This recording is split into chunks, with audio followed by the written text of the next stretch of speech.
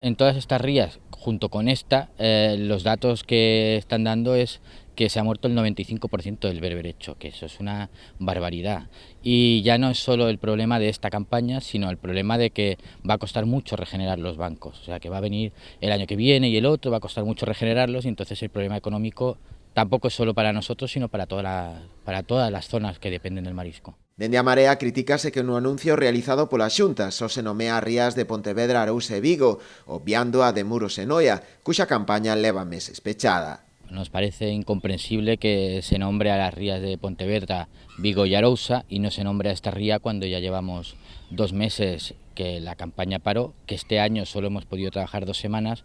y que como mínimo hasta dentro de 10 meses no podremos empezar a trabajar otra vez. Espero que no sea venganza por otro tipo de protestas que hemos estado haciendo por el tema de la mina de San Fins o el tema de la contaminación por no depurar las aguas. Neste sentido, dende a Marea sinalan o forte impacto que esta situación está a xerar en moitas familias da comarca que se dedican ao marisqueo e que co cese de actividade non tiveron ningunha fonte de ingresos. El problema principal es que los mariscadores no estamos cobrando absolutamente ninguna ayuda. Lo único que se puede solicitar es el cese de actividad, que es el paro de los autónomos, pero claro, por ejemplo en esta ría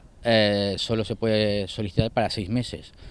Todavía no ha venido aprobado, llevamos 2 meses sin ningún tipo de ingreso, las navidades las pasaremos sin ningún tipo de ingreso, el ISM ya ha pasado el plazo máximo de que tenía que haber tramitado ese cese y lo incumplen, como lo incumplieron a principios de año, y no les pasa nada, te pueden pagar 3 meses más tarde, no pasa nada. Y claro, luego las ayudas que vienen de Europa no cumplimos los requisitos porque